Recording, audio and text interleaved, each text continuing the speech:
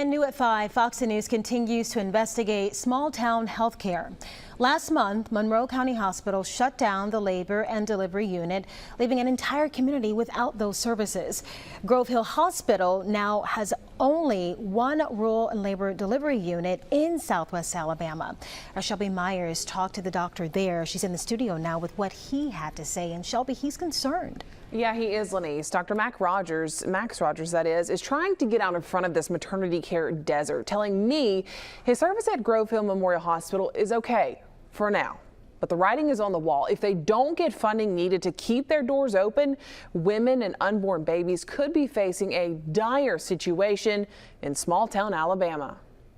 Dr. Max Rogers has been delivering babies for about 30 years. He's now dedicating the latter part of his career to helping this small-town hospital in Grove Hill. In the last year, we delivered approximately 135 babies here. We have the capacity to double that. It's the only labor and delivery unit in Clark County, and now the only one for dozens of miles. This after 35 miles away, the Monroe County Hospital Board voted to close its labor and delivery department last month. Dr. Rogers says 15% of Monroe County expectant mothers have now joined his care, and they're getting calls every day. We have the capability to provide that service, but again, if you're going to keep skilled nursing and anesthesia and operating room teams available 24/7, it's not inexpensive. Monroe County is just one of 3 other hospitals in Alabama that pulled the plug on labor and delivery in just 1 month.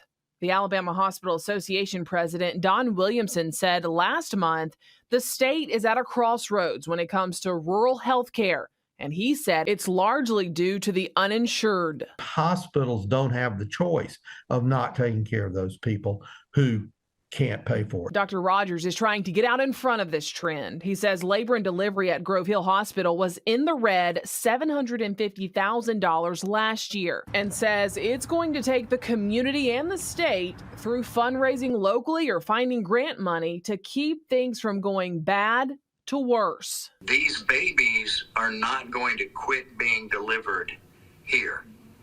But if we close labor and delivery and the obstetricians go away, there will not be anybody qualified to deliver them. You're going to start to see horrendous outcomes right here on our back step. And I don't know what to say other than we cannot, as an advanced culture, let that happen to our people.